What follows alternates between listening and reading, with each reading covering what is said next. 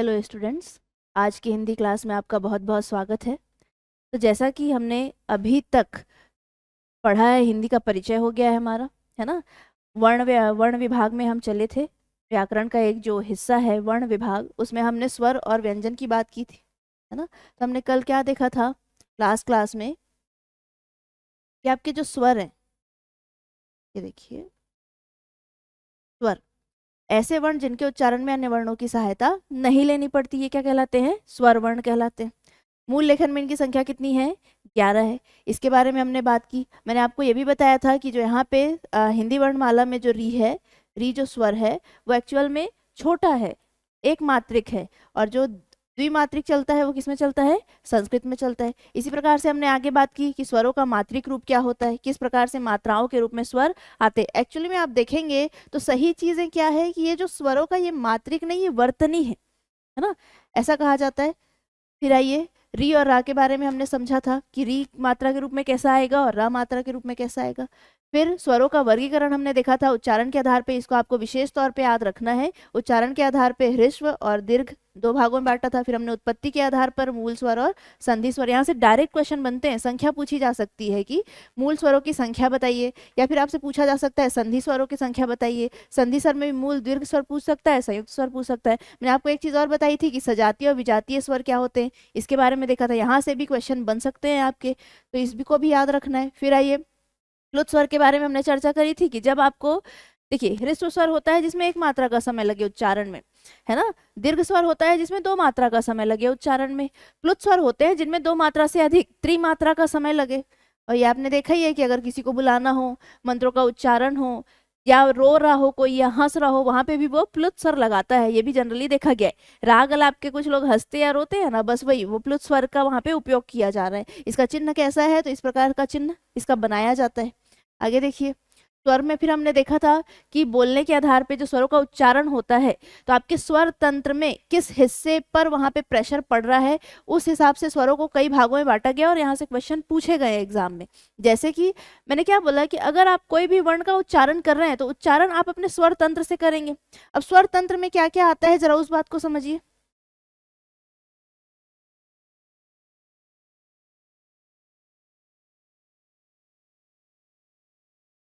ये देखिए, स्वर तंत्र, मान लीजिए ऐसा, ये आपका क्या है? गला, है ना। इसको आप बोलेंगे कंठ। आपके स्वर तंत्र में सबसे पहले तो कंठ, उसके बाद ऊपर आएंगे आप, जहाँ पे आपने देखा होगा ये हो गया कंठ। फिर यहाँ इससे ऊपर आप आएंगे तो आप जब मुंह खोलते हैं आपको देखिए जहाँ पे टॉन्सिल होता है, उसके जस्ट आगे वाला हिस्सा क्या कहलाता है? ये तालव्य। तालव्य या तालु बोलते हैं इसको, ठीक है। अब ये क्या हो गई? ये जो मुंह की आपका जो जीभ है, मान लेते हैं ये क्या है? जीभ है, ठीक है। तो जीभ के जस्ट, जीभ के ऊपर जो छत है ना, ये जीभ है, अगर नीचे, नीचे जीभ है और ऊपर ये उसकी छत है, तो ये टॉन्सिल वाला एरिया हो गया। टॉन्सिल के जस्ट आगे जीभ की जो छत है, इसका ये वाला पार्ट क्या कहलाता है? तालव्य। और दांत के जस्ट पीछे वाला हिस्सा, जीभ लगा के देखिए, ये कहलाता है मूर्धा। यहाँ पे मूर्धा आएगा, ठीक। उसके बाद ये क्या है? जीभ है या जीभा बोलते हैं। इसके अलावा दांत होते हैं आपके, दंत, दांत। और एक रोल आपका किसका होता है? ओष्ठ का। ओष्ठ मतलब होंठ, लिप्स। ये सारे क्या है? ये सब आपका क्या है? ये स्वर तंत्र है। इन्हीं की सहायता से आप क्या कर सकते हैं? ध्वनियों का उच्चारण कर पाते हैं। ये क्या कहलाता है? आपका स्वर तंत्र के इतने अंग आपके काम करते हैं स्वर तंत्र में, किसी भी वर्ण के, किसी भी ध्वनि के उच्चारण के लिए। आई बात समझ में? तो ये याद रखना है। कंठ, कंठ से इधर आएंगे, जीभ की छत का पिछला हिस्सा तालव्य। उसके बाद जीभ के दांत के पीछे, जीभ के ऊपर अगर आप टच करेंगे जीभ से दांत के पीछे वाला हिस्सा, तो वो कहलाता है मूर्धा। लोगों को तो यही पता नहीं होता है कि स्वर तंत्र में कौन सा तालु है, कौन सा मूर्धा है, ये सारी चीजें नहीं मालूम होती। ये आपको पता होना जरूरी है, क्योंकि आपके उच्चारण स्थल, वर्णों के उच्चारण स्थल एग्जाम में पूछे जाते हैं कि किस वर्ण का उच्चारण कहाँ से होता है, किसका कंठ से होता है, किसका तालव्य से होता है, किसका मूर्धा से होता है, किसका जीभ से होता है ना। किसके उच्चारण में आपके दांतों की सहायता लेनी पड़ती है, कौन किनके उच्चारण में दांत और होंठ दोनों की सहायता लेनी पड़ती है। इस प्रकार के क्वेश्चन आते हैं एग्जाम में। तो आपके इतने सारे जो अंग हैं ये स्वर तंत्र के भाग हैं, और यही आपके उच्चारण में मदद करते हैं, ठीक है। तो उसी प्रकार से हमने देखा, जब हम स्वर का उच्चारण करते हैं तो जीभ के किस भाग पे प्रेशर पड़ेगा जब आप स्वर का उच्चारण करोगे, उस आधार पे स्वरों को तीन भागों में बांटा गया है। अग्र स्वर, मध्य स्वर, जिसको केंद्रीय स्वर भी कहा जाता है। पश्च स्वर, अग्र स्वर में हमने देख लिया था कि अग्रीय लिखना है आपको, अ और ग को काट देना है, बचे हुए स्वरों को लिख देना है। इसी प्रकार से आगे देखिए, मुंह खुलने की स्थिति के आधार पे हमने देखा था कि कितने पर समृद्ध, अर्ध समृद्ध, विविध और अर्ध विविध। मैंने आपको बताया था विविध का मतलब होता है ओपन, समृद्ध का मतलब होता है क्लोज, और हमने इसको ट्रिक से भी याद किया था, सुई वाला, है ना। तो वैसे ही याद कर लेंगे, क्योंकि अगर आप वहां पे सोचेंगे कि एग्जाम में हम उच्चारण करके देख लेंगे कि कहाँ पे प्रेशर पड़ रहा है, मुंह कम खुल रहा है, ज्यादा खुल रहा है, तो फिर बहुत चांसेस है कि वो गलत हो, है ना। क्योंकि हमसे हिंदी वैसे भी हमने शुद्ध रूप से सीखी ही कहाँ है उतनी अच्छी, तो आप वहां पे नहीं बता सकते। बेहतर है इसको ट्रिक से याद कर ले ताकि आपके नंबर बच जाए। फिर आइए, हमने देखा क्या, मुख खुलने के आधार पे, फिर होंठ की स्थिति के आधार पे देख लेंगे। होंठ की स्थिति के आधार पर वृत्तमुखी, या इसको गोलित या गोलक भी कहते हैं, गोलक स्वर, ठीक है, जिसमें क्या होते हैं, होंठ की आकृति गोल हो जाती है, ऐसे ऊ ओ। अवृतमुखी मतलब अगोली, जिसमें होंठ गोल नहीं होते, वो आ ई और ए है। इसी प्रकार होंठ की स्थिति के आधार पर एक और आपसे शब्द पूछा गया था एग्जाम में, उसको भी लिख लेंगे, ये भी होंठ की स्थिति के आधार पर ही है। ओस्ट कि गोल होते हैं, कम गोल होते हैं, कैसे, है ना। होंठ की स्थिति, स्थिति के आधार पर एक होता है वर्तुल, एक होता है अर्धवर्तुल और एक होता है अवर्तुल। अब वर्तुल क्या है, वर्तुल से याद कर लो वृत्त, सेम जैसे वृत्त वृत्त मुखी होता है वैसी वर्तुल है। तो यहाँ पे भी क्या होते हैं, होंठ की आकृति क्या हो जाएगी, गोल हो जाएगी। तो अभी हमने पीछे तो पढ़ा ही किस में गोल होती है, तो छोटा ऊ, बड़ा ऊ, ओ और औ, इस प्रकार से। फिर अर्धवर्तुल, जिसमें क्या हो, होंठ आधे गोल हो, आप बोल के देख लो, जैसे ऊ ऊ ओ औ, होंठ गोल हो रहे हैं, और मैं आ बोलूं तो आ, मतलब होंठ भी इसमें भी क्या हो रहे हैं, गोल हो रहे हैं, अर्ध, अर्ध वर्तुल कहलाएगा ये, ठीक है। आधे गोल होते, पूरी तरीके से नहीं गोल हो रहे। फिर आइए अवर्तुल, अब जो बच गया उसको लिख दे, तो क्या, छोटा आ बच गया, ठीक है, बड़ा आ हो गया है, ई, बड़ी ई, ऊ हो गया है, और क्या बचा, ए और ए। तो यहाँ से भी एक बार क्वेश्चन पूछ लिया गया था कि निम्नलिखित में से कौन सा वर्तुल स्वर है, या अर्धवर्तुल पूछा जा सकता है, या आपसे अवर्तुल पूछा जा सकता है। ये हो गई स्वरों की उच्चारण के आधार पर आपके स्वर तंत्र के किस भाग में प्रेशर पड़ रहा है, उस आधार पर क्या है आपके स्वरों का वर्गीकरण। अब आगे चलते हैं, हमने वर्णमाला में क्या देखा था कि वर्णमाला में जो 52 वर्ण हैं उनको उनको क्लासिफाई किए गए, स्वर में, व्यंजन में, अयोगवाह में, द्विगुण व्यंजन में, संयुक्त व्यंजन में। जिसमें से अगला टॉपिक आप चलेंगे, स्वर हमारा हो गया है, अगला है अयोगवाह। अब इसको समझिए, अयोगवाह क्या होता है। तो अयोगवाह कितने हैं आपके हिंदी वर्णमाला में, सबसे पहले तो सीधा क्वेश्चन यहीं से आएगा, तो कितने हैं, 2 हैं। कौन कौन से हैं, एक है अम और एक है आहा, आहा।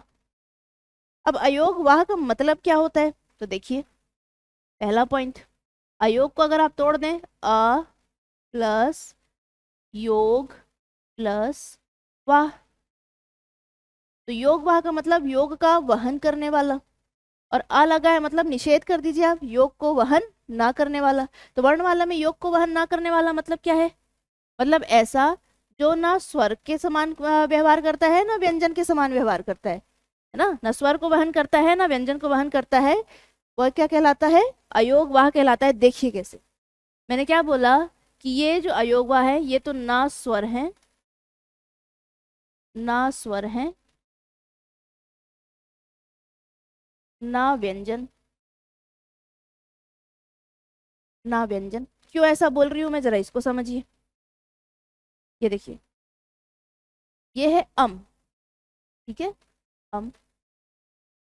इसको अगर मेरे को लिखना है तो कैसे लिखेंगे, अ आया है, प्लस उसके ऊपर क्या लगी है, बिंदी लगी, ऐसा, तब जाके क्या बना है, अम बना है। ऐसी आहा को देखिए, आहा, इसमें क्या आया है, पहले आ आया है, उसके बाद इसमें क्या लगा है, विसर्ग लगा है, ये हो गया। अब मुझे एक बात बताइए, स्वर अपने उच्चारण के लिए स्वतंत्र होते हैं कि नहीं, स्वतंत्र होते हैं, उनको किसी अन्य वर्ण की सहायता होती है क्या, नहीं होती। लेकिन यहाँ आप देखो, अम है, अम को आप क्या बोलेंगे, इसका नाम क्या है अगर पूछा जाए तो, अनुस्वार बोलते, क्या बोलते हैं इसको, अनुस्वार। दो अयोग वाह है, एक अनुस्वार है और एक क्या है आपका, विसर्ग, विसर्ग। इसको विसर्ग बोलते हैं। ठीक है, अब यहाँ पे आप देखो कि अनुस्वार को किसकी आवश्यकता पड़ रही है, अकेला अनुस्वार नहीं आता, किसके साथ आ रहा है, अगर अम आपको लिखना है तो आ रहा है साथ में, मतलब एक स्वर की सहायता इसको लेनी पड़ रही है। तो आप इसको स्वर में कैसे रहोगे, स्वरों को तो किसी की सहायता लेनी पड़ती नहीं है ना अपने उच्चारण में, लेकिन ये जो अनुस्वार है इसके लिए तो आ क्या है, जरूरी है, तभी वो अम बन रहा है। इसमें देख लो आप आहा कैसे बन रहा है, इसमें भी यहाँ पे स्वर आ रहा है, और स्वर तो स्वतंत्र होते हैं, लेकिन ये स्वतंत्र नहीं है, ये स्वरों के साथ आ रहे हैं, स्वरों की आवश्यकता इनको पड़ रही है, इसलिए इनको किसी स्वर की कैटेगरी में नहीं रखा जाता। अच्छा, स्वर नहीं है तो मतलब व्यंजन होंगे, ये व्यंजन भी नहीं है लिखा है मैंने। क्यों व्यंजन नहीं है, क्योंकि व्यंजन की परिभाषा को पूर्ण नहीं करते। व्यंजन की क्या परिभाषा है, देखो व्यंजन क्या हो बोलते हैं, हमेशा स्वरों की सहायता से बोले जाते, और जो व्यंजनों में स्वर हमेशा व्यंजन वर्ण के बाद आते हैं। कैसे, जैसे मैंने बोला क, ये मैंने लिख दिया क, अब इसमें ये अक्षर है, इसको अगर मैं वर्णों में तोड़ूं तो तोड़ दीजिए, क के नीचे क्या लग जाएगा, हलंत। अब ये व्यंजन वर्ण है, इसके साथ क्या स्वर आया है, अ आया है। अब देखो आप, अगर कोई व्यंजन है तो व्यंजन के उच्चारण में हमेशा स्वर की सहायता लेनी पड़ती है। स्वर की सहायता लेनी पड़ती, किसकी सहायता ले रहे हैं हम, आ की, लेकिन किसी भी व्यंजन वर्ण में जो स्वर है वो हमेशा कहाँ आता है, व्यंजन वर्ण के बाद आता है। ठीक है, तभी ये व्यंजन की परिभाषा को पूर्ण करेगा। लेकिन यहाँ आप देखिए, जो अम की बात कर रहे हैं हम, अगर हम इस अनुस्वार की अम की बिंदु की बात करें तो इसमें जो स्वर है वो पहले आ रहा है कि बाद में आ रहा है, पहले आ रहा है। मीन्स ये व्यंजन की परिभाषा से तो मेल नहीं खा रहा है। अगर ये व्यंजन होता तो अम पहले आना था और स्वर बाद में आना था, है ना। तो मतलब ये व्यंजन को भी वहन नहीं कर रहा, व्यंजन से भी योग नहीं कर रहा, ना स्वर से योग नहीं कर रहा, किसी भी के योग को वहन नहीं कर रहा है, फिर भी वर्णमाला में अपना स्थान रखता है, किस रूप में, अयोग वाह के रूप में। इतनी बात क्लियर है। इसलिए ये तो ना स्वर है ना व्यंजन है। लिख लेंगे क्यों नहीं है, क्यों नहीं है, क्योंकि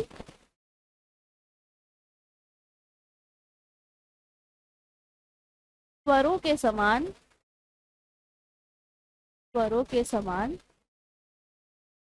स्वतंत्र नहीं है, स्वतंत्र नहीं है। व्यंजन क्यों नहीं है, और व्यंजन के समान स्वर बाद में नहीं, कहाँ आते हैं, बाद में नहीं, बाद में नहीं, कहाँ आते हैं, पहले आते हैं, पहले आते हैं। इसलिए व्यंजन की भी परिभाषा को पूर्ण नहीं करते, आते, इसलिए क्या है, व्यंजन भी नहीं है। ठीक है, तो ये आपका क्या हो गया, अयोग वाह। पूछ लिया जाए हिंदी वर्णमाला में अयोग वाह की संख्या कितनी है, तो आप कितनी बताएंगे, दो बताएंगे। अम और आहा, अम को अनुस्वार बोला जाता है और आहा को क्या बोला जाता है, विसर्ग बोला जाता है। अगला चलिए, एक बात और समझेंगे। ये तो हो गई जो अम की बिंदी लगी है, क्या है आपका, अनुस्वार है, अनुस्वार, है ना। ये जो अम की बिंदी है क्या है, अनुस्वार है।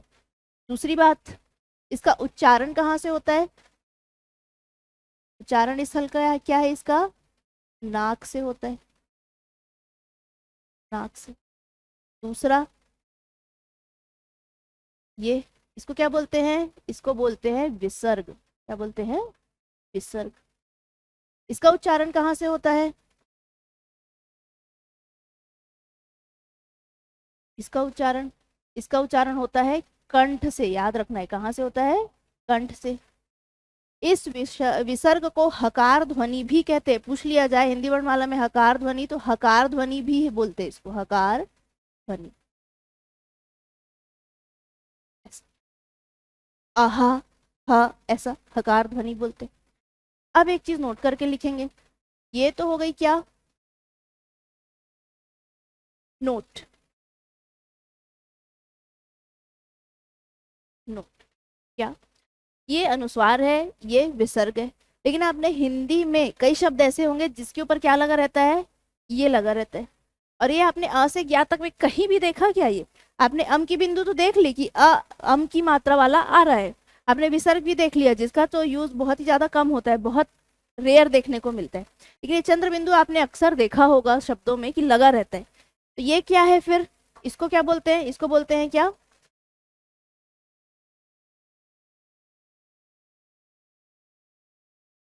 अनुनासिक, क्या बोलते हैं इसको, अनुनासिक बोलते हैं।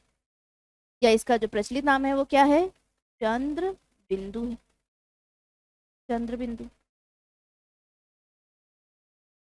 इसका जो उच्चारण है कहाँ से होता है, इसका उच्चारण नाक प्लस मुंह दोनों से होता है। जैसे आप देखो उदाहरण, उदाहरण चांद। जब आपको किसी चीज को सॉफ्टली बोलना होगा, है ना, सॉफ्टली उच्चारण करना हो, जैसे चंद्र, चंद्र इसमें थोड़ा क्या है, तीव्र है उच्चारण में, चंद्र है ना, लेकिन चांद ये थोड़ा सॉफ्टली बोला जा रहा है, चांद। इसी प्रकार से आंख, ये क्या है, चंद्र बिंदु है। ठीक। अब दूसरी चीज ये समझिए, इसका फायदा क्या है आपको, दूसरा ये एक बात और याद रखेंगे, ये वर्णों की गिनती में नहीं आता। जैसे अम है, ये आपके 52 वर्णों में से एक वर्ण है, अम और अह, लेकिन ये चंद्र बिंदु ये वर्णों की गिनती में नहीं आता। ऐसी बहुत सी चीजें हैं जो 52 वर्ण वाला, मतलब 52 वर्णों में आपको नहीं दिखेंगी, फिर भी हिंदी में इस्तेमाल होती है, क्योंकि हमने उसको आत्मसात कर लिया है अपने रिक्वायरमेंट के हिसाब से, हमको जैसा उपयोगिता महसूस हुई है उस हिसाब से। तो उन्हीं में से चंद्र बिंदु भी एक है कि ये वर्णों की गिनती में नहीं आता है, लेकिन हिंदी में इस्तेमाल होता है, हिंदी भाषा में इस्तेमाल होता है, जैसे आपने देखा होगा।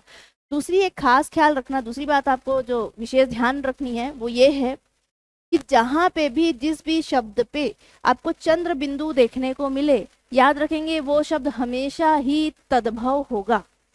देखो तद्भव तत्सम क्या होते हैं, आगे वो आएगा, है ना, उसको आगे पढ़ेंगे डिटेल में, लेकिन अभी समझ लो तत्सम वे शब्द होते हैं जो संस्कृत भाषा से सीधे हूबहू हिंदी में प्रयोग किए जाते हैं। जैसे चंद्र, ये आपका किस भाषा का शब्द है, संस्कृत भाषा का शब्द है, हिंदी में भी चलता है चंद्र। ठीक। और तद्भव वे शब्द होते हैं जो संस्कृत के वे शब्द जिनको थोड़ा सा मॉडिफाई करके क्या किया जाता है, हिंदी में इस्तेमाल किया जाता है, उनका बदला रूप, तो क्या कहलाता है, तद्भव कहलाता है। तो जहां पे भी आपको चंद्र बिंदु वाला कोई भी शब्द दिखेगा, आंख बंद करके आप उसको तद्भव लगा सकते हैं, क्योंकि जो चंद्र बिंदु है ये संस्कृत में नहीं चलता, ये केवल और केवल हिंदी में चलता है। मतलब वो शब्द तत्सम होगा ही नहीं, क्योंकि संस्कृत में चंद्र बिंदु होता ही नहीं, अनुस्वार चलता है ना, अनुस्वार चलता है, लेकिन चंद्र बिंदु वाला जो भी शब्द होगा वो क्या कहलाएगा, तद्भव कहलाएगा। इतनी बात क्लियर है। तो ये हो गया क्या, चंद्र बिंदु। कहाँ से उच्चारण होता है इसका, नाक और मुंह से। तो ये है आपके अयोगवा। अयोगवा कितने हिंदी वर्णमाला में, 2 हैं। अब आगे चलते, आगे बात करते, आगे आ जाएगा आपका क्या, व्यंजन। तो ये हो गया स्वर, हो गया हमारे अयोगवा हो गए। अब चलेंगे हम व्यंजन में। तो हमने क्या मूल रूप से व्यंजन कितने देखे थे, 33 देखे थे, 33, कितने व्यंजन देखे थे, 33। चलिए बात करते हैं। तो सबसे पहले तो याद कर लो, क, कचट तप, ऐसा लिख लो, क च ट त और प, इसको बोलते हैं क वर्ग, च वर्ग, जो वर्ग बोलते हैं अभी आगे बात करेंगे, ट वर्ग, त वर्ग और प वर्ग। आगे लिखते हैं इसमें,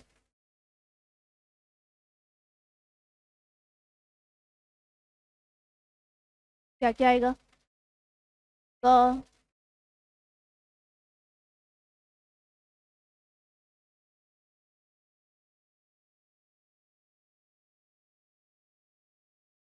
क, ख, ग, ह और अंगा। ठीक है, ये अंगा है।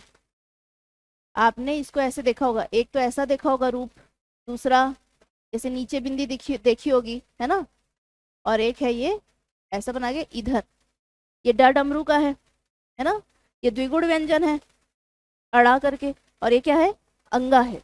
तीनों में फर्क है, एक में बिंदी नहीं है, एक में नीचे बिंदी है और एक के साइड में बिंदी है। ठीक, इसको याद रखना है आपको। तो क ख ग घ अंगा। फिर आइए,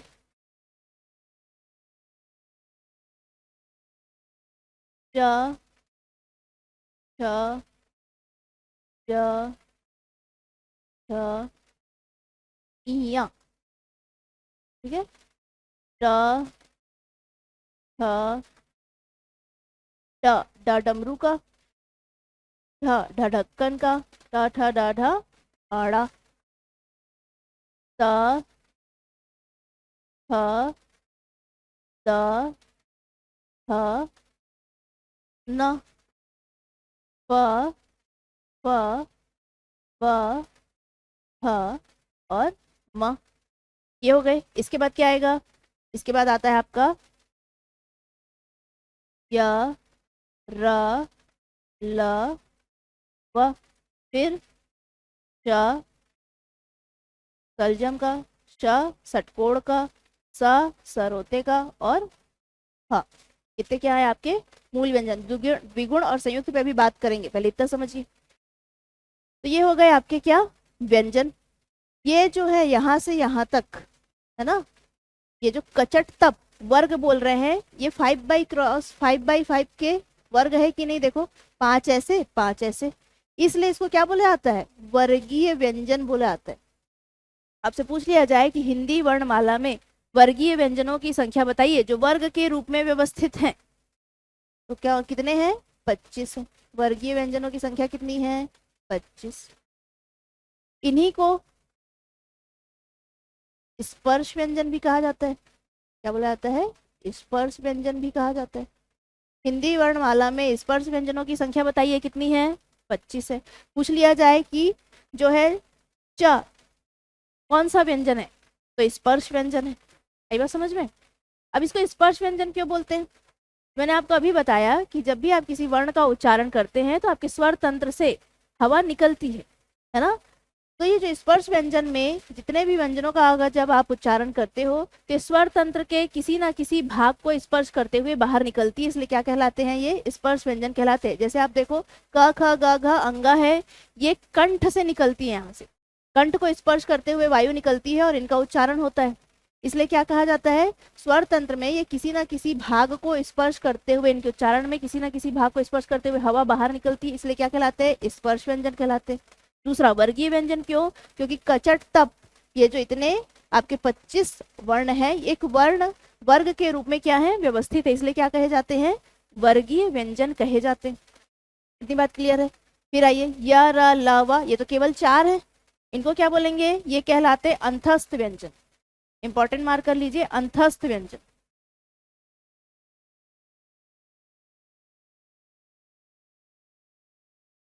अंतस्थ व्यंजन व्यंजन। और ये श श स ह, ये क्या है? ये है ऊष्मीय व्यंजन। ऊष्मीय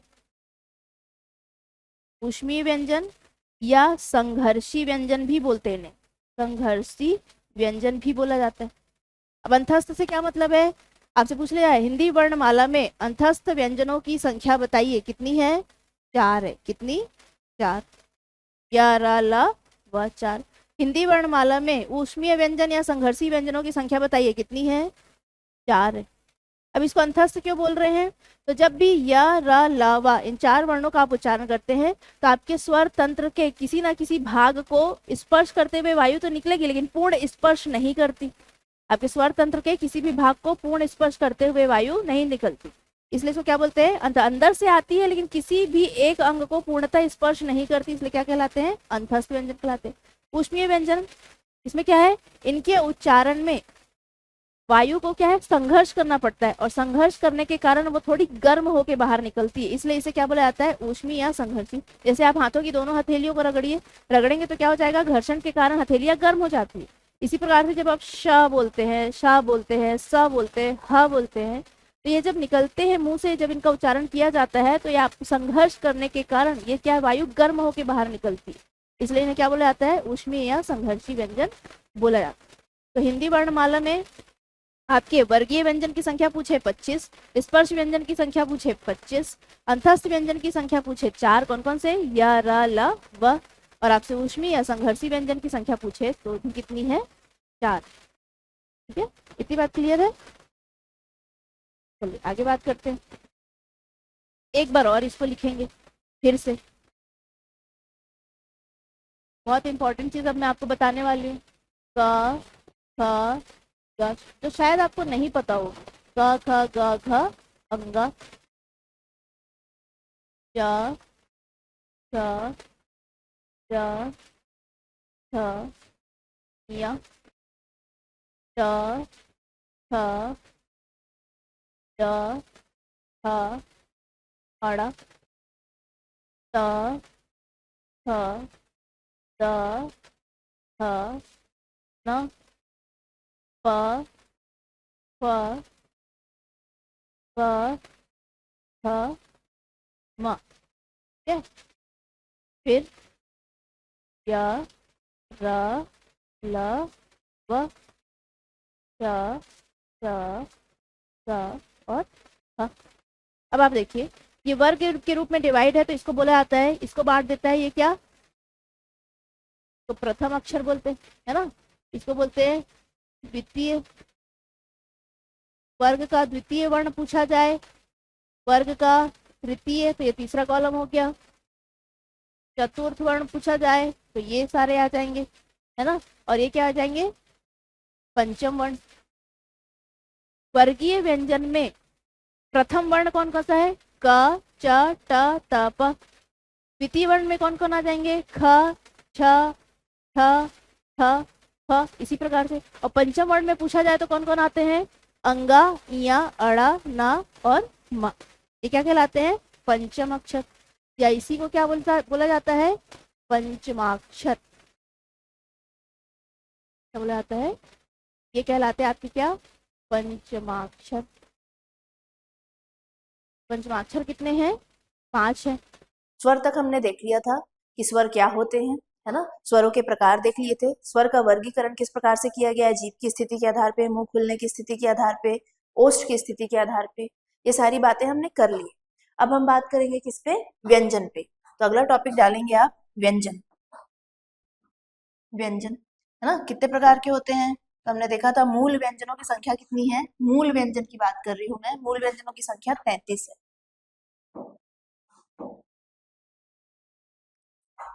मूल व्यंजन आपके 33 है। कौन कौन से लिखेंगे, ऐसे याद कर लीजिए, क च कचट तप प, ये इसको बोलते हैं क वर्ग। मतलब क की लाइन में जितने भी वर्ण आएंगे उसको क्या बोला जाता है, क वर्ग। इसको च वर्ग, इसको ट वर्ग, और इसको त वर्ग, और ये प वर्ग। ठीक है, फिर आगे बढ़ेंगे। इसमें आपको कितने वर्ण आएंगे, क के लाइन में 5, ऐसे करके 5 5 करके 25 वर्ण आपके पहले आपको लिखने हैं। चलिए लिखिए, क, ख, ग, घ, अंगा। ठीक है, यहाँ पे याद रखेंगे ये क ख ग घ अंगा है। इसमें यहाँ पे कंफ्यूज नहीं होना, ड डमरू का ऐसा होता है, ठीक है, इसके लिए यहाँ पे कहीं पे भी बिंदी नहीं होती है। दूसरी बात, आप ऐसा भी देखा होगा, यहाँ पे नीचे क्या होती है, बिंदु होता है। ठीक है, ये आपके द्विगुण व्यंजन में आता है, ये अलग है और ये अलग है। ठीक बात, और ये जो हम यहाँ पे लिख रहे हैं क ख ग घ, ये अंगा है, यहाँ पे इसके यहाँ पे बिंदी होती है, तीनों में अंतर है, इसको आपको याद रखना है। आगे लिखते हैं, च छ ज झ य ट ठ ड ढ अड़ त थ द ध न प फ ब भ म। इसके बाद नीचे य र ल व, फिर आइए श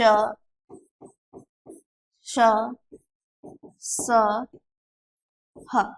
ये 3 प्रकार के श हिंदी में चलते हैं, तीनों का उच्चारण स्थल अलग अलग है।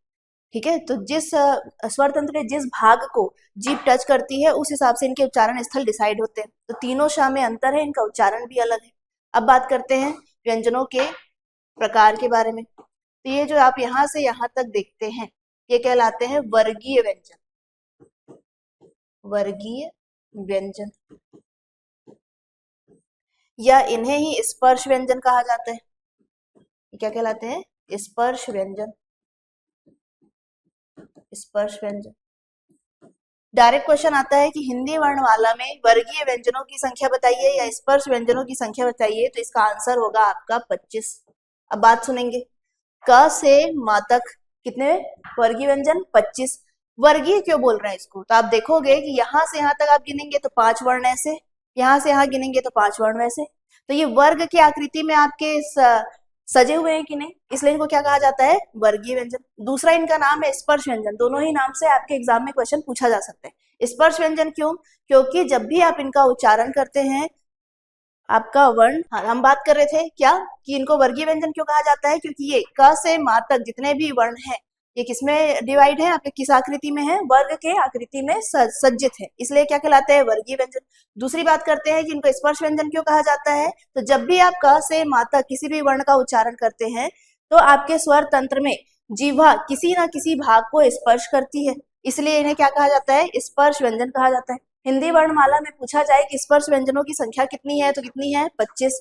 वर्गीय व्यंजनों की संख्या कितनी है, तो भी क्या बताएंगे? 25। फिर आते हैं य, र, ल, व, ये क्या कहलाते हैं? ये कहलाते हैं अंतस्थ व्यंजन। क्या कहलाते हैं? अंतस्थ। अंतस्थ, अंतस्थ व्यंजन। उसके बाद श, स, स, ह, ये क्या कहलाते हैं? ये कहलाते हैं ऊष्मीय व्यंजन। ऊष्मीय व्यंजन, या इसे ही बोला जाता है संघर्षी, इसे कहा जाता है संघर्षी। क्योंकि आपका एग्जाम ऑब्जेक्टिव है, इसमें आपसे परिभाषा नहीं पूछी जाएगी, फिर भी आपको इनका मतलब पता होना चाहिए कि इसे अंतस्थ क्यों बोल रहे हैं, इसे ऊष्मीय क्यों बोल रहे हैं, इसे संघर्षी क्यों बोल रहे हैं। तो देखिए य, र, ल, व, ऐसे 4 वर्ण अगर सीधा क्वेश्चन आए, सबसे पहले तो क्वेश्चन डायरेक्ट पूछा जाएगा आपसे कि हिंदी वर्णमाला में अंतस्थ व्यंजनों की संख्या कितनी है, आप बताएंगे 4। कौन कौन से? य, र, ल, व। जैसे क्वेश्चन आया कि निम्नलिखित में से कौन अंतस्थ व्यंजन नहीं है, ऑप्शन है ए य, र, ल, व, ऐसा एक दिया है आपको, अगला ऑप्शन ह, तो क्या होगा इसका? ऑप्शन ह होगा। तो ये कब बना पाएंगे? जब आपको पता होगा कि ये जो 33 आपके मूल व्यंजन है, इसमें से कौन वर्गीय है, कौन स्पर्श है, कौन अंतस्थ है और कौन ऊष्मीय है। अब बात करते हैं हम किसकी? अंतस्थ। ये अगर अंतस्थ है तो अंतस्थ है क्यों? इसका मतलब ये है कि जब भी आप इसका उच्चारण करेंगे, आपके स्वर तंत्र से हवा निकलेगी, लेकिन जीभ किसी भी भाग को पूर्णतः स्पष्ट नहीं करेगी, इसलिए क्या कहलाते हैं? अंतस्थ व्यंजन कहलाते हैं। ये स्पर्शी व्यंजन क्यों है? क्योंकि इनके उच्चारण में आपका स्वर तंत्र काम करेगा और आपकी जीभ किसी ना किसी भाग को टच करेगी, तो इसलिए क्या कहलाते हैं? स्पर्श व्यंजन कहलाते हैं।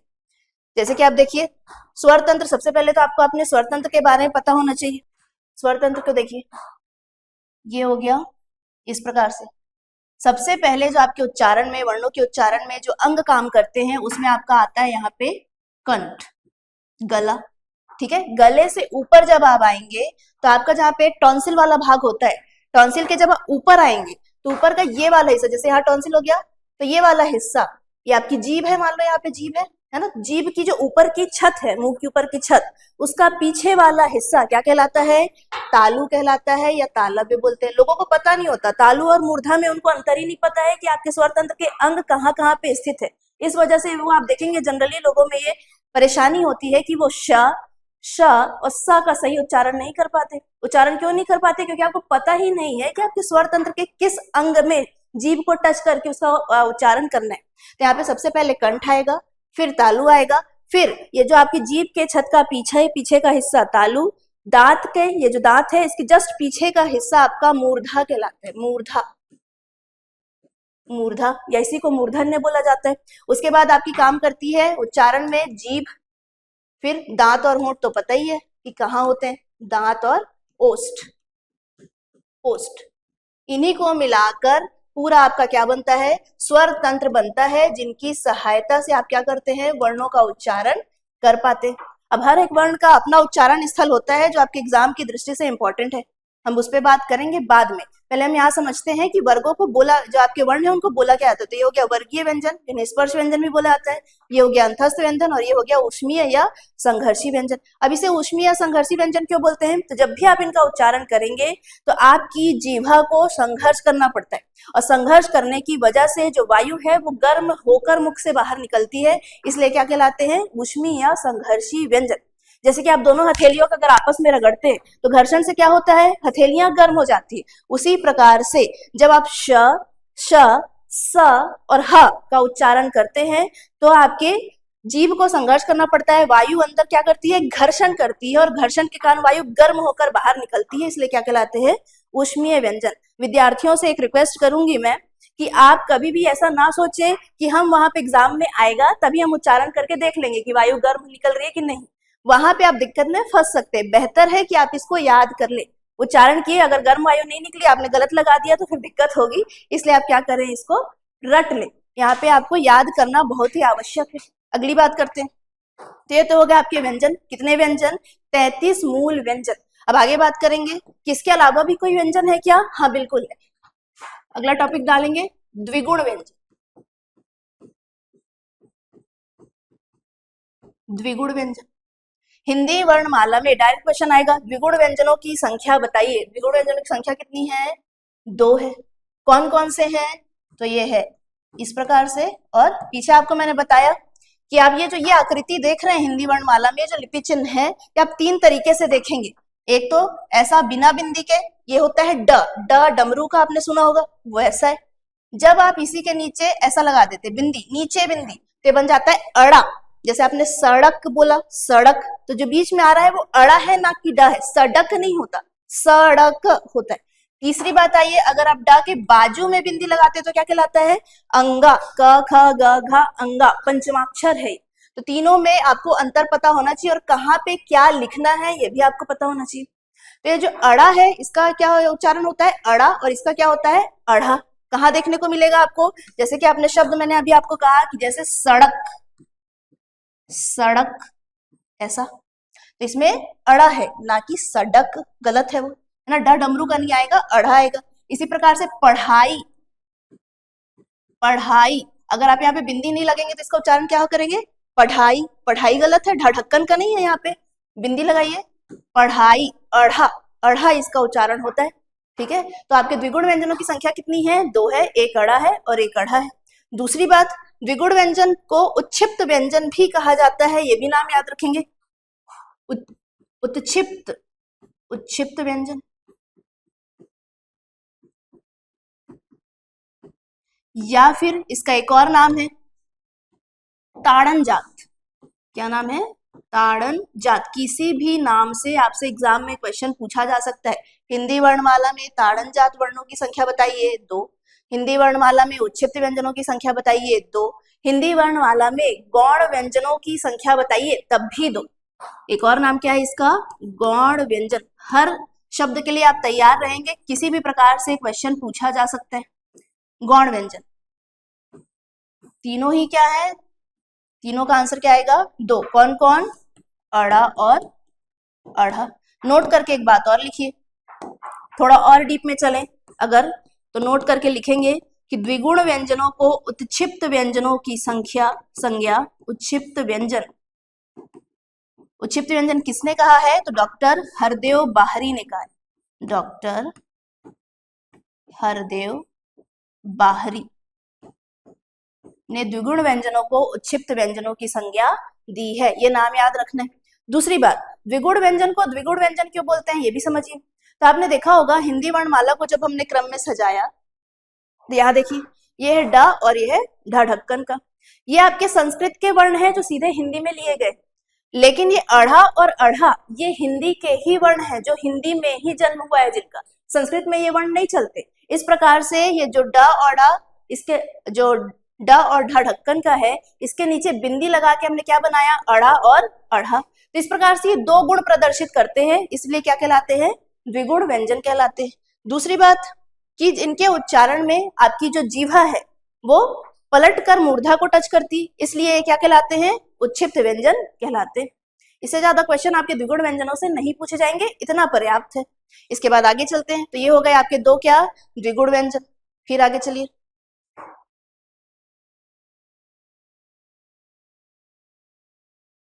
देखिए अगला आते हैं संयुक्त व्यंजन। संयुक्त व्यंजन हिंदी वर्णमाला में संयुक्त व्यंजनों की संख्या बताइए, कितनी है, 4। डायरेक्ट क्वेश्चन आएगा, हिंदी वर्णमाला में संयुक्त व्यंजनों की संख्या 4। या फिर संयुक्त व्यंजन, इसे मिश्रित व्यंजन भी कहते, मिश्रित व्यंजन। अब ये चार कौन कौन से, अब चूंकि नाम से स्पष्ट है, मिश्रित या संयुक्त मतलब दो व्यंजनों के संयोग से, या फिर मिश्रित मतलब दो व्यंजन जब मिक्स होंगे तो आपका एक नया व्यंजन बनेगा, इसलिए इसका नाम संयुक्त या मिश्रित है। चार है, चार कौन कौन से, सबसे पहले तो वो जानिए, छ छतरी का, छ, त्र और ज्ञ, श्र, ऐसा है ना। अब ये दो व्यंजनों के मेल से बात कर रही हूं मैं, तो ये दो व्यंजन कौन कौन होंगे, तो देखिए जो छ छतरी का है ये क और श षटकोण से मिलकर बनता है, ठीक है। जो त्र है वो त और र से मिलके बनता है।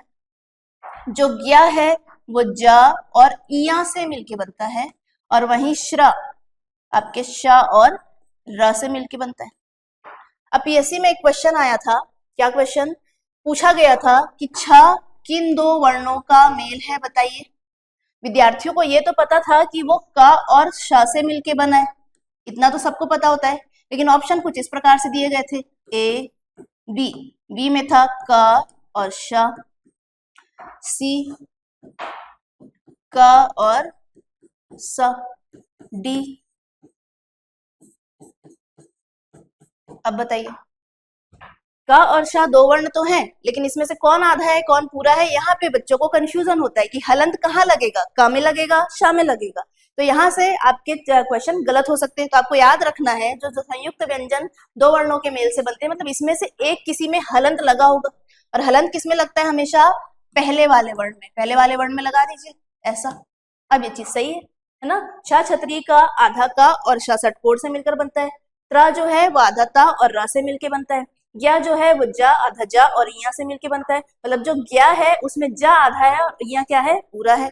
जो श्र है उसमें स आधा है और र पूरा है। हमने पीछे भी बात करी थी कि आपके र के मात्रा के जो मैंने आपको फॉर्म बताए थे, जैसे मैंने बोला था एक री होता है, री की मात्रा क्या होती है, जैसे आपने लिखोगे कृपा, घृणा, इस प्रकार की चीजें लिखेंगे तो ये जो मात्रा है ये क्या है, री, ऋषि की मात्रा है। वहीं आप देखिए र भी एक अकेला व्यंजन ऐसा है जो मात्रा के रूप में शब्दों में देखा गया है, जैसे धर्म देख लो, धर्म, या फिर आप देख लें कर्म, या देख लें क्रम, या देखें भ्रम, इस प्रकार से, या आप देखो ट्रक, ट्रक, ऐसा। अब आपसे पूछ लिया जाए बताइए इसमें रा है कि नहीं है, तो आप ये तो बता दोगे क्योंकि प्रचलित रूप आपने देखा है कि हाँ इसमें रा है, ये भी इसमें भी रा है। बात करते हैं कैसे, हमने पीछे बात करी है, फिर भी एक बार और सुन लें आप। इसमें जो रा है ये आधा रा है, कैसा रा है, आधा रा है। अब आधा रा को आप लिखेंगे कैसे, इसलिए उसको क्या कर दिया गया है, लेखन में सरलता के लिए इसको ऊपर चढ़ा दिया गया, तो इसको रा रेफ बोलते हैं, रा का रेफ रूप। आगे आइए, क्रम, क्रम को अगर आप स्लो मोशन में बोल के देखिए, करम, करम, भरम, भ्रम, भरम, ऐसा, तो रा का उच्चारण आता ही है। तो इस क्रम में जो ये डंडा आप देख रहे हैं, ये मात्रा, ये क्या है, ये रा है। और इस चीज से बिल्कुल कंफ्यूज ना हो कि ये आधा रा है, ये है पूरा रा, पूरा रा, पूरा रा। ये जो ऐसा है इसने सहारा दिया है, किसको दिया है, का को, तो सहारे की जरूरत किसको पड़ती है, जो आधा हो, जो पूरा हो उसको सहारे की क्या जरूरत, जो पूरा होगा वही, जैसे एक बच्चा है तो पिता क्या करता है, बच्चे को गोद में लेता है, मतलब जो सहारा देने वाला है वो हमेशा नीचे होता है और जो आधा होता है वो हमेशा ऊपर होता है। जैसे का देखो ये ऊपर है, नीचे क्या दे रहा है, रा, सहारा, मतलब रा क्या होगा, पूरा होगा।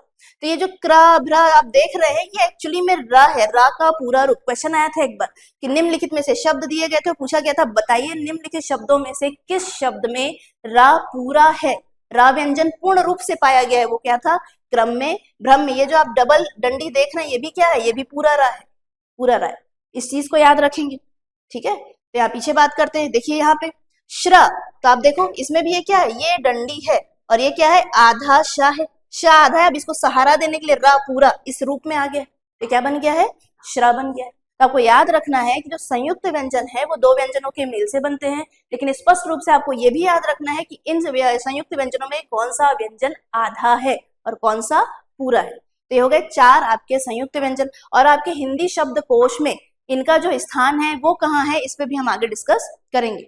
जो आपका छ है वो हमेशा क के बाद आता है, क्योंकि आप देखो क और श से मिलके बनता है, ठीक है। तो ये हो गए आपके संयुक्त व्यंजन या मिश्रित व्यंजन। अब आगे बात करते हैं, तो आपके कितने हो गए व्यंजन, 33 तो मूल व्यंजन हो गए, है ना। उसके बाद चार संयुक्त देख लिए आपने और दो क्या देख लिए, द्विगुण व्यंजन देख लिए। अब आगे बात करें आगत व्यंजन। व्यंजन हो गए, स्वर हो गए। इसके अलावा भी कुछ व्यंजन ऐसे हैं जो आपके हिंदी वर्णमाला ने अडॉप्ट किए। क्यों? शब्दों के सही उच्चारण के लिए। जैसे आपको मैंने बताया कि हम जो हिंदी है वो पूरी रूप से हिंदी नहीं बोलते। हिंदी में बहुत सारे शब्दों का समावेश ऐसा है जो दूसरी भाषाओं से लिया गया है। विदेशी भाषाओं के शब्दों का भी इस्तेमाल हम ऐसे करते हैं जैसे हमारी हिंदी के ही शब्द है ना। तो उसी प्रकार से इसी क्रम में आप देखेंगे कि कुछ उर्दू, फारसी, अरबी के कुछ शब्द, जैसे आपने देखा था भारत में मुगलों ने शासन किया है, मुसलमानों ने शासन किया है ना, इसके बाद अंग्रेज भी आए, तो उनके भी कुछ शब्द हिंदी में रच बस गए। तो उनका सही उच्चारण के लिए हमको कुछ आगत व्यंजनों की आवश्यकता पड़ी। ये आगत व्यंजन कौन कौन से हैं? तो आप देखो, क हो गया, ख हो गया, क ख, ग हो गया, है ना, ज हो गया और फ हो गया, फ। इनके नीचे लगा दो बिंदी, ऐसा देखा होगा आपने, ये उर्दू फारसी के शब्दों में आपने देखा होगा, है ना, इस प्रकार से लगा होता है। कहीं कहीं पे इसका प्रचलन बहुत ज्यादा कम है, लेकिन कहीं कहीं पे अभी आपको देखने मिल जाएगा कुछ किताबों में कि आ के नीचे भी क्या लगाई गई है? बिंदी लगाई गई है, इस प्रकार से। अभी आगत व्यंजनों की आवश्यकता पड़ी क्यों? तो मैंने अभी आपको बताया कि कुछ शब्द ऐसे हैं जो हिंदी में लिए गए हैं, विदेशी भाषा के शब्द है लेकिन हिंदी में लिए गए, लेकिन उनका उच्चारण हम उस तरीके से नहीं कर पा रहे थे। हमारे पास जो वर्णमाला के जितने शब्द थे उनका उच्चारण के लिए हमको सही उच्चारण करने के लिए हमको एक्चुअल में वर्ण नहीं मिल पा रहा था, इसलिए इन वर्णों को इंट्रोड्यूस किया गया। देखिए उदाहरण समझिए, फिर आपको समझ में आएगा क्या बोल रही हूँ मैं। कि जैसे एक शब्द होता है, आपने देखा होगा,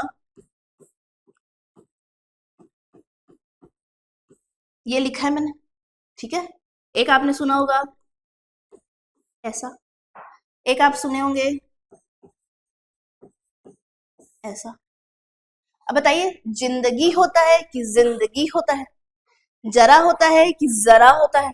कानून कानून होता है ना। देखिए, जिंदगी, जिंदगी, ऐसा, जरा, जरा, जरा, ऐसा। एक है कानून और एक लिखता है कानून, है ना। कई बार आपने देखा होगा ख्वाब, ख्वाब, हल्का सा फर्क है। जैसे ही आप नीचे शब्द वर्ण के नीचे क्या लगाते हैं? बिंदी लगाते हैं, थोड़ी सी इसमें झनकार पैदा करनी है आपको। जिंदगी, अगर मैं इसका उच्चारण करूं तो क्या बनेगा? जिंदगी। लेकिन एक्चुअल में आप उर्दू फारसी में देखेंगे तो इसका उच्चारण क्या है? सही उच्चारण जिंदगी, जिंदगी। तो अब तो हमारे पास, हमने जिंदगी तो लिख दिया, जिंदगी, अब हमने उसको अपने हिंदी में लिख के देखा तो ऐसा बन रहा है, लेकिन वो उच्चारण नहीं आ रहा है जो उर्दू में होता था या फारसी में होता था, वो बोलते थे जिंदगी। अब हम सोचे हम क्या करें, हमारे पास अगर हम ज से शुरू करते हैं तो जिंदगी ही बोलेंगे, वो झनकार कहाँ से लाएं? इसलिए हमने क्या किया, जुगाड़ लगाया। हमारे विद्वानों ने कहा कि एक काम करते हैं, इसके नीचे क्या लगा देते हैं? बिंदी। जब ये बिंदी लगाएंगे तो उसका उच्चारण अलग तरीके से होगा, जिंदगी ना होके जिंदगी होगा, ऐसा, है ना।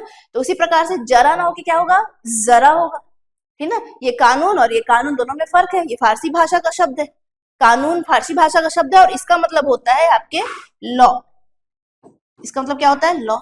जबकि जो हिंदी में कानून है, इसका मतलब आपको पता होना चाहिए, इसका मतलब होता है चूल्हा या अंगीठी, अंगीठी, अंगीठी, चूल्हा या अंगीठी, ऐसा। तो कानून और कानून में क्या है? फर्क है। ख्वाब आ जाइए, ख्वाब।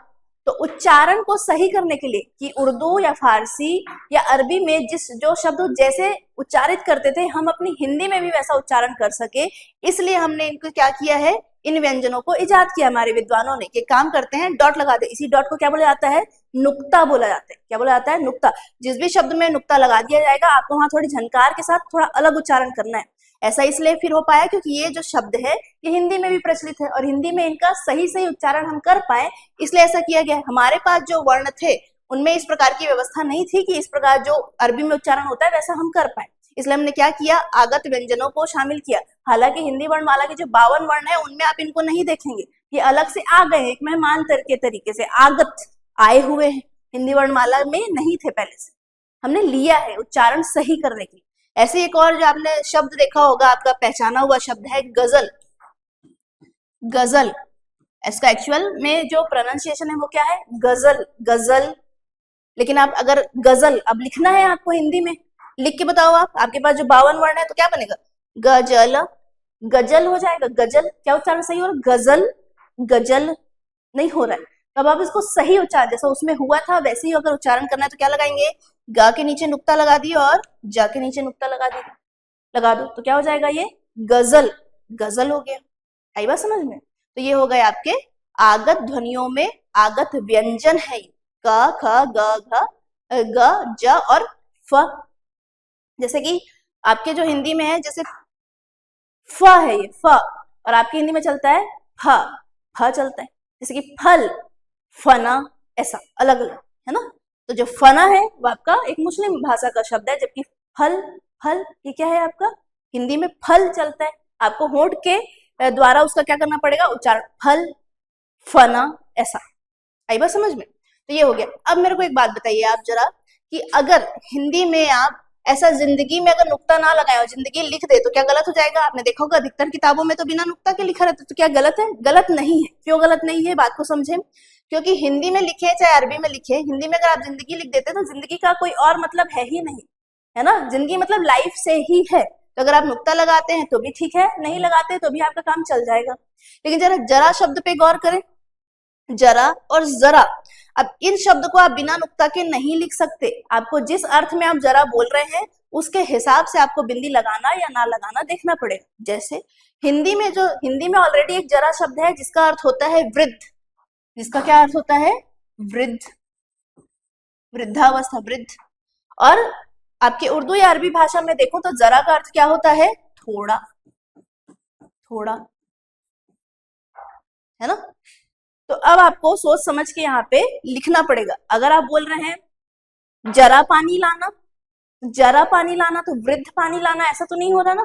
जरा मतलब थोड़ा पानी लाना, तो आपको यहाँ पे बोलना पड़ेगा जरा पानी लाना, जरा। तो यहाँ पे आपको नुक्ता लगाना अब अनिवार्य है, क्योंकि ऐसा ही कुछ शब्द हिंदी में ऑलरेडी प्रचलित है। तो उसको डिफ्रेंशिएट कैसे करोगे आप कि हम जो जरा बोल रहे हैं एक्चुअल में जरा है कि जरा है ना। तो इसीलिए यहाँ पे अब नुक्ता का क्या होता है, लिखा जाता है। ऐसे आप देखो कानून और कानून, आपको शायद ही किसी किताब में कानून इस तरीके से देखने को मिलेगा, है ना, क्योंकि प्रचलित तो ऐसा ही है। कभी आपने चूल्हा को आपने कानून बोलते तो सुना नहीं होगा। ये जो शब्द ये प्रचलन में ही नहीं है चूल्हा के लिए, इसलिए काम चल जाता है कि हर किसी को कानून का एक ही मतलब पता है कि लॉ हो गया, विधि हो गई, तो यहाँ पे दिक्कत नहीं फंसती। लेकिन अगर कानून जो है एक्चुअल शब्द फारसी भाषा का, और फारसी में उसको इस प्रकार से लिखा जाता है। इतनी बात क्लियर है? तो ये क्या है आपके आगत व्यंजन। इसी प्रकार से आगत स्वर भी आपके हिंदी वर्णमाला में है। जैसे आगत स्वर में आइए, अब देखिए आगत स्वर। तो अभी हमने देखा कि अरबी जो मुस्लिम भाषाएं थी, अरबी और फारसी, उर्दू, इनके उच्चारण के, इनके सही उच्चारण के शब्दों के सही उच्चारण के लिए हमने क्या किया था, आगत व्यंजनों को शामिल किया। इसी प्रकार से अंग्रेज भी तो भारत में रहे, है ना, तो वो भी अपने कुछ शब्द, उनके भी कुछ शब्द हमने अपनी हिंदी में आत्मसात कर लिए हैं। तो उनके सही उच्चारण, उनका सही उच्चारण हो सके इसलिए एक आगत स्वर है अ। ये आपको देखने को मिलेगा। जैसे आप देखो एग्जांपल समझो, हिंदी का एक शब्द है डॉक्टर, डॉक्टर। एक है ऑफिसर शब्द है, ऑफिसर, ऑफिसर, है ना? अब इसका उच्चारण देखिए इंग्लिश में कैसा है इसका उच्चारण, डॉक्टर। पहली बात, हिंदी में कभी भी मैं चिकित्सक के पास जा रहा हूं ऐसा आपने सुना है किसी के मुंह से? नहीं, मैं डॉक्टर के पास जा रहा हूं। आप डॉक्टर को इंग्लिश में ऐसा और हिंदी में डॉक्टर लिखो बोलो तो कैसे लिख देते हैं? ऐसा करके लिख देते हैं डॉक्टर, है ना। तो इसी प्रकार से ऑफिसर, तो ये जो शब्द है ये हिंदी में ऐसे ही प्रचलन में है जैसे हिंदी के ही शब्द है, ठीक बात है। लेकिन अंग्रेजी में इसको क्या बुलाता है? डॉक्टर। इसको क्या बुलाता है? ऑफिसर, ऑफिसर, है ना। लेकिन जब ये शब्द हिंदी में प्रचलन में आए, अब इनको आप लिख के देखिए, अगर आप हिंदी में इसको लिखते हैं तो कैसे लिखेंगे? आपके पास ये है डॉक्टर, डॉक्टर हो गया है, तो डॉक्टर। एक्चुअल में उच्चारण कैसा है इसका इंग्लिश में? डॉक्टर। लेकिन यहाँ पे आप ऐसे लिखो तो क्या आ रहा है? डॉक्टर। ये तो गलत हो गया, है ना। फिर आइए, तो अब विद्वान परेशान हो गए कि अरे उच्चारण के लिए क्या करें। तो हमने सोचा वर्णमाला में इतने सारे वर्ण हैं, कुछ और ट्राई करके देखते हैं। उन्होंने ट्राई किया, ऐसा कर लो, ओ की मात्रा लगा दो, डॉक्टर, है ना। अब जरा उच्चारण करके देखिए, डॉक्टर, डॉक्टर। जो तो हिंदी में वो क्या है? डॉक्टर, डॉक्टर, है ना। लेकिन यहाँ पे क्या है? डॉक्टर या डॉक्टर, नहीं जम रहा है। बोले चलो कोई बात नहीं, हमारे पास ओ भी तो है, लगा दो, डॉक्टर। ऐसा भी नहीं आता, हमको चाहिए डॉक्टर, है ना। तो ये कैसे आएगा? अब बोले क्या करें हम, तो बोले चलो एक नया, हम क्या कर लेते हैं, नया स्वर इंट्रोड्यूस कर लेते हैं। क्या लगाया हमने? इंग्लिश शब्दों के सही उच्चारण के लिए हिंदी में एक आगत स्वर इंट्रोड्यूस किया गया जिसको क्या बोला जाता है, ऐसा लिखा जाता है और इसका उच्चारण क्या होता है, अ, इस प्रकार से। ठीक है, अब देखिए ऑफिसर अगर आप हिंदी में लिखना चाहेंगे तो कैसे बनेगा, ऑफिसर हो जाएगा, ऑफिसर, ऑफिसर। ये सही है क्या, नहीं। फिर आइए ऑफिसर, ऑफिसर, कुछ लोग बोलते भी होंगे लेकिन ये गलत उच्चारण है, उच्चारण सही सीखिए। ऑफिसर भी नहीं होता, ऑफिसर भी नहीं होता, ओ लगा दे अगर आप तो ऑफिसर, ऑफिसर ये भी नहीं होता। क्या करें तो, इसीलिए लिखा गया है क्या, आप लगा दो ये वाला, विद्वानों ने कहा कि ये है आपके पास, अब आप बोलिए इसका उच्चारण सही निकलेगा, ऐसा लिख दो ऑफिसर, अब सही आ गया, बात बन गई अपनी, है ना। तो इसको क्या बोल दिया, ये भाई आगत स्वर है, भले हमारे हिंदी वर्णमाला के 52 वर्णों में इनको जगह नहीं है, फिर भी ये हिंदी में इस्तेमाल किए जाते हैं या आगत स्वर के रूप में, ताकि आपका उच्चारण क्या हो सके, सही हो सके। इसको लिख के देखो, लगा दो डॉक्टर, अब बन गया। तो ये क्या हो गया आपके आगत स्वर और आगत व्यंजन। एक और बात सुनिए, जैसे कि आपने बोला ये पढ़ो, कॉफी, है ना, क्या है कॉफी, लिखोगे आप तो काफी, कई लोग बोलते हैं ना काफी पीना है, काफी काफी, या फिर काफी पे चलोगे क्या, गलत बात है, ये उच्चारण ही आपका गलत है ना, ऐसे में आपका इंप्रेशन खराब हो सकता है। काफी नहीं होता, काफी तो पर्याप्त है, बोलते काफी है, ये क्या है कॉफी, कॉफी ओ आ रहा है तो इसमें क्या लगा दो ऐसा, अब सही है कॉफी, है ना। तो इस बातों का विशेष ध्यान रखेंगे। तो ये क्या हो गए आपके आगत स्वर हो गए, आगत व्यंजन हो गए। आपने पूरे पूरे स्वर देख लिए, कितने 11 स्वर थे। आपने अयोगवा देख लिए, अम और आह। आपने मूल व्यंजन देख लिए जो 33 है, क से मा तक, फिर या रा ला व श श स ह। उसके बाद आपने द्विगुण व्यंजन देख लिए जो 2 है, अड़ा और अढ़। इसके अलावा आपने संयुक्त व्यंजन देख लिए जो 4 हैं, और उसके बाद में आगत व्यंजन देख लिए, आगत स्वर देख लिए। आई बात समझ में। एक चीज और याद रखेंगे, क्या हमने पीछे क्या पढ़ा, द्विगुण व्यंजन। एक बात याद रखना, हिंदी भाषा में कोई भी शब्द द्विगुण व्यंजन से स्टार्ट नहीं होता, कोई भी शब्द आपको नहीं मिलेगा। ये हमेशा शब्दों के बीच में, जैसे ये सड़क अड़ा आ रहा है, ये अड़ा, पढ़ाई आ रहा है, ये हमेशा शब्दों के कहा मिलेंगे, बीच में मिलेंगे। इनसे कोई भी शब्द शुरू होता आपको नहीं दिखेगा, लेकिन ड से मिलेगा, जैसे ड से डमरू, है ना, डमरू, ऐसा ढक्कन, ढक्कन, ये मिलेगा, ठीक बात है। लेकिन अड़ा या अड़ा से आप कोई भी नहीं देखेंगे। एक चीज और बात करते हैं हम,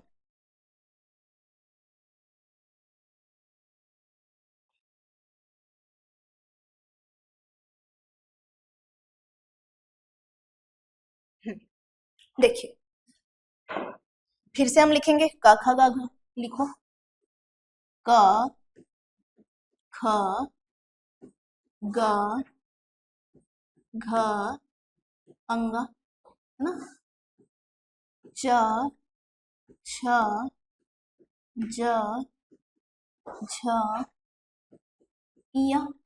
फिर आइए ट ठ ड ढ अड़ा, फिर त थ द ध न। फिर आइए प फ ब भ म, इस प्रकार से। अब देखिए ये आपके क्या है, वर्गीय व्यंजन।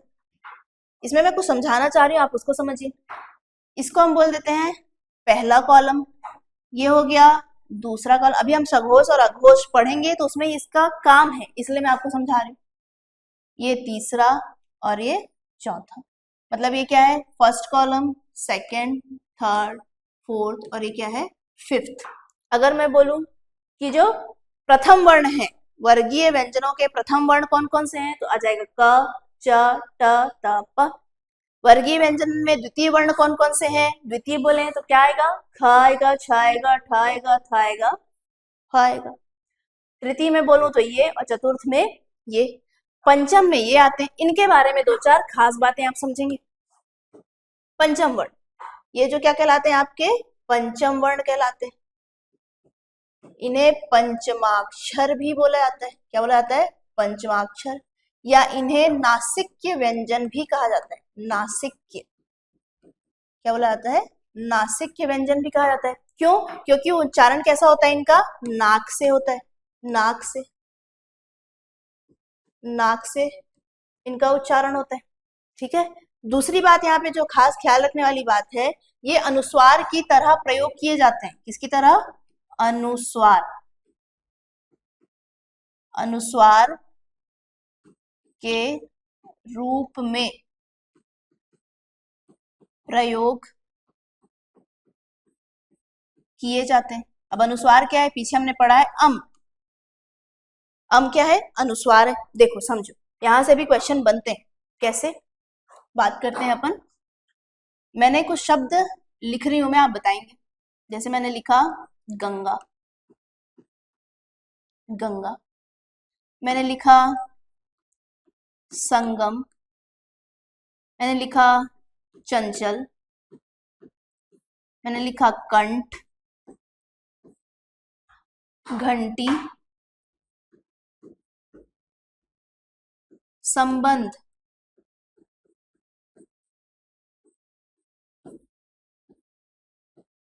दंत। ठीक। अब बताइए, इसमें जो आप देख रहे हैं गंगा, ये जो आप दिख रहा है ये अम की बिंदु, ये क्या है? अनुस्वार है। अम वाला अम है क्या? कि क्या है? तो इसको अगर आप आगे तोड़ेंगे तो आपको पता चलेगा, संस्कृत के हिसाब से अगर आप लिखेंगे तो आपको पता चलेगा ये अनुस्वार नहीं है। क्या है? पंचमाक्षर है। ऐसा गंगा, ऐसा। ये जो क्या है? पंचमाक्षर। अंगा, क ख ग घ, अंगा, अंगा पंचमाक्षर। संगम को अगर आप तोड़ेंगे तो कैसे? ये तो आप जानते हैं। संबंध को अगर ये अम की बिंदु है तो फिर इसको ऐसा क्यों लिखा जाता है? स, आधा म, फिर ब, और फिर आधा न और ध। ये कहाँ से आ गया? ये जो मा और न है ये तो पंचमाक्षर है ना, लेकिन किसके रूप में? यहाँ पे क्या है? अनुस्वार है। इसी को समझना है। तो यहाँ देखिए आपने गंगा, ये अम की बिंदु एक्चुअल में क्या है? पंचमाक्षर है। फिर आइए संगम, स, ऐसा लिखोगे आप संगम। चंचल कैसे लिखेंगे? अब यहाँ पे अंगा नहीं लगा देना, यहाँ पे क्या आएगा? ई आएगा, चंचल। या फिर आप इसको ऐसे भी लिख सकते हैं, चंचल। ठीक है। कंठ, कंठ को ऐसे लिखा जाता है, कंठ, ऐसा। अण, ये भी क्या है? पंचमाक्षर है। घंटी को देखिए कैसे लिखेंगे? ऐसा देखा होगा, ये आप जानते हैं, है ना। लेकिन इसको लिखा ऐसा क्यों जा रहा है? दंत में देखिए, दंत ऐसा है, आधा न और त। कहाँ आधा ना लिखना है, कहाँ आधा मा लिखना है, कहाँ अंगा लिखना है, कहाँ अड़ा लिखना है, कहाँ इया लिखना है, कैसे पता चलेगा? अब एक मेरी बात बहुत ध्यान से सुनेंगे आप। किसी भी शब्द में जहां पे भी आपको अम की बिंदी दिखे, अनुस्वार दिखे, उसके जस्ट अगला वाला वर्ण आपको देखना है। किसी भी शब्द में जहां पे भी आपको अम की बिंदी दिखे, उसका अगला वाला वर्ण आप देखेंगे। यदि अगला वर्ण कोई भी वर्गीय व्यंजन है, मतलब क से मा तक कोई भी है, तो उसके पहले आपका क्या होगा? पंचमाक्षर आएगा और वही अनुस्वार के रूप में लिखा गया होगा। मैंने क्या बोला? जैसे गंगा, गंगा में आप देखो ये लगा है क्या? अनुस्वार। इसके जस्ट बाद देखो क्या वर्गीय व्यंजन है? तो हाँ, ग है वर्गीय व्यंजन। कैसे? देखो, वर्गीय व्यंजन है ये आपके 25, अभी पीछे पढ़ा है ना कि 25 क्या होते हैं? वर्गीय व्यंजन, या इन्हीं को क्या बोलते हैं? स्पर्श व्यंजन बोलते हैं। तो ग जो है वर्गीय व्यंजन है। अब आप देखो इसका पंचमाक्षर क्या है? अंगा है। मतलब कि अगर ऐसा कोई भी शब्द आपको देखने को मिलता है जहाँ पे अनुस्वार लगा है और अनुस्वार के जस्ट बाद वाला कोई व्यंजन है और वो व्यंजन वर्गीय व्यंजन है, मीन जो इसके पहले अनुस्वार लगा है वो अम की बिंदी ना होकर, ये वाला अम अनुस्वार ना होकर क्या होगा? वो पंचमाक्षर होगा। और पंचमाक्षर कौन सा होगा? उसी वर्ग का पंचमाक्षर होगा। क्या मतलब? जैसे यहाँ पे ग आया है, ग जिस वर्ग में शामिल होगा उसी वर्ग का आपको पंचमाक्षर देखना है। कैसे? ये जो ग इस वर्ग में, क वर्ग में शामिल है, अब इसी वर्ग का पंचमाक्षर क्या है? अंगा। तो मतलब आप अनुस्वार को हटा के क्या लिखेंगे? अंगा लिखेंगे। ऐसा क्या आ गया? अंगा। अब इसी को अगर अंगा को नहीं लिखना है तो आप क्या लिख सकते हैं? अनुस्वार। तो यही तो पीछे लिखवाया है मैंने कि जो आपके पंचमाक्षर है वो किसके रूप में प्रयोग होते हैं? अनुस्वार के रूप में। यदि आप पंचमाक्षर नहीं लिखना चाहते तो आप उसको डॉट लगा के, ऊपर बिंदी लगा के भी लिख सकते हैं। लेकिन आपको पता होना चाहिए कि शब्द में पंचमाक्षर है कौन सा। उसको पहचानने के लिए अंगा है, इया है, अड़ा है, ना है, कीमा है, उसको पहचानने के लिए आपको अनुस्वार के जस्ट बाद का वर्ण देखना पड़ेगा, व्यंजन वर्ण। यदि वो वर्गीय व्यंजन है, फिर से ध्यान देंगे, मैं बोल रही हूँ वर्गीय व्यंजन, केवल यदि वर्गीय व्यंजन में से कोई व्यंजन है तो आप उसी वर्ग का पंचमाक्षर देखिए और वही अनुस्वार के रूप में आया होगा। उम्मीद करती हूँ मैं इतना आपको क्लियर हो गया होगा। ठीक है, तो यहाँ पे क्या आ जाएगा, अंगा। ऐसे आप संगम को देखिए, संगम में यहाँ पे क्या आया है, बिंदी देख रहे हैं आप, अनुस्वार देख रहे हैं, इसके जस्ट बाद वाला वर्ण क्या है, ग है। तो ग क वर्ग का है, ग वर्गीय व्यंजन है, अवर्गीय व्यंजन है, मीन्स ये जो अनुस्वार है ये क्या है, पंचमाक्षर रहा होगा, जिसको किसके रूप में लिखा गया है, अनुस्वार के रूप में लिखा गया है। यहाँ पे डॉट लगाइए, है ना। तो यहाँ पे क्या आ जाएगा, संगम अंगा आ जाएगा। इसी प्रकार से चंचल को देखिए, चंचल में ये जो अनुस्वार, इसके जस्ट बाद का वर्ण देखिए क्या है, च है, मतलब ये क्या वर्गीय व्यंजन है, हाँ, च छ ज झ इया, इया इसका पंचमाक्षर, च वर्ग का पंचमाक्षर क्या होगा, इया होगा। इसीलिए इसको अगर अनुस्वार को हटाएंगे आप तो क्या आ जाएगा, इया आ जाएगा। फिर आइए कंठ, ये ठ है, ये वर्गीय व्यंजन है, हाँ है, देखो पीछे, ट ठ वर्गीय व्यंजन है, ट वर्ग का व्यंजन है। अब इसके जस्ट पहले अनुस्वार आया है, अगर अनुस्वार को हटाना चाहते हैं तो इसका पंचमाक्षर लिखना पड़ेगा आपको। इसका पंचमाक्षर क्या है, अड़ा है, तो पंचमाक्षर आधे रूप में रहता है, तो आधा अड़ा को कैसे लिखते हैं, ऐसे लिखते हैं। तो ये हो गया क्या, कंठ। इसी प्रकार से क्या हो गया, घंटी। संबंध में देखिए, ये अनुस्वार है, इसके बाद क्या आ रहा है, ब, प फ ब, है ना, तो उसका प फ ब भ पंचमाक्षर क्या होगा, म। तो अब म लिख दो, ये अनुस्वार को हटाइए, यहाँ पे म लिख दिए। फिर यहाँ पे अनुस्वार है, अगला क्या है, द, त थ द ध न, पंचमाक्षर क्या है, न, इसलिए आधा मान आ के यहाँ आया, क्या आया है, ना आया है। उम्मीद है आपको ये चीज क्लियर हो गई होगी, क्योंकि एग्जाम में क्वेश्चन आया था, निम्नलिखित में से कौन सा अनुस्वार पंचमाक्षर नहीं है करके। आपको पहचानना आना चाहिए कि कहाँ पे अनुस्वार अनुस्वार है, कहाँ पे अनुस्वार पंचमाक्षर है। देखिए देखिए एग्जाम्पल समझेंगे, जैसे मैंने लिखा क्या, संसार, ठीक है। एक और शब्द लिखिए, हंस, ऐसा। एक और लिखिए, संयम, संयम।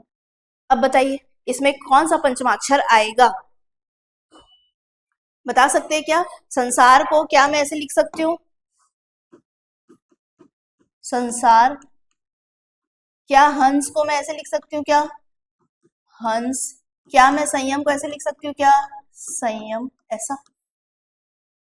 ये तीनों ही रूप क्या है, गलत है। ठीक है, क्यों गलत है जरा देखिए।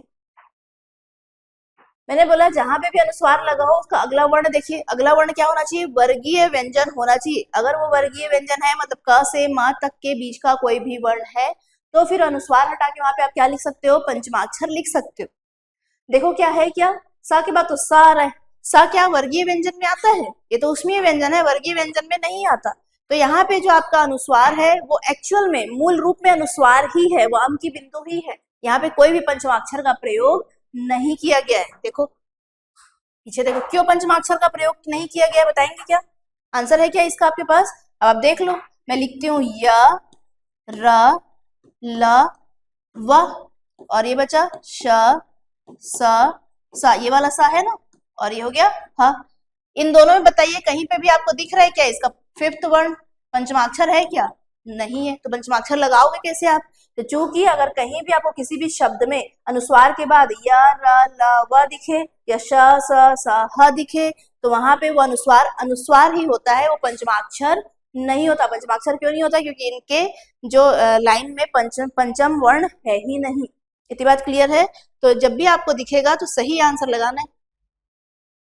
तो संसार हो गया, यहाँ पे हंस, ये भी आपका वर्गीय व्यंजन नहीं है, इसका पंचमाक्षर नहीं है, इसलिए ये शब्द भी गलत है। संयम में देखो य, र, ल, व, इसका पंचमाक्षर है क्या, नहीं है, और इसके जस्ट पहले क्या आया, अनुस्वार। तो ये अनुस्वार ही है अपने मूल रूप में, कोई पंचमाक्षर अनुस्वार नहीं बना, तो ये भी गलत है। ठीक है, तो अगर क्वेश्चन आया होगा कि निम्नलिखित में से बताइए किस वर्ण में पंचमाक्षर अनुस्वार के रूप में आया है, और उसमें आपको ऐसा दे दे, एक शब्द ये दे संचालन, तो देखोगे आप कि हाँ अनुस्वार के बाद तो ये य, र, ल, व, स में से आ रहा है, तो इसमें से इसमें पंचमाक्षर नहीं होगा, इसमें नहीं होगा, इसमें नहीं होगा, इसमें चेक कर लेते हैं। ये अनुस्वार है, इसके बाद क्या आ रहा है, च, च वर्गीय व्यंजन है ना, च वर्ग का च, तो इसको तोड़ेंगे तो आप कैसा, इसमें जो अनुस्वार है ये पंचमाक्षर के रूप में लिख सकते हो आप, तो क्या हो जाएगा, सन चा ल न, ऐसा। अब बन जाएगा क्वेश्चन। तो ये आप क्या हो गए, आपके पंचमाक्षर, जिन्हें नासिक के व्यंजन भी कहते हैं। ठीक है, इनका जो उच्चारण है इसमें नाक की सहायता आपको लेनी पड़ती है। इस बात पे ध्यान रखेंगे, कौन सा पहला वर्ण है, कौन सा दूसरा है, कौन सा तीसरा है, इसको विशेष तौर पर आपको ध्यान रखना है। ठीक है, अब आगे बात करेंगे। एक कॉन्सेप्ट और सुनिए छोटा सा, जहां से क्वेश्चन आपके एग्जाम में मैंने देखे हैं, उसको और समझेंगे। हेडिंग डालेंगे द्वित व्यंजन। द्वित, द्वित व्यंजन। देखो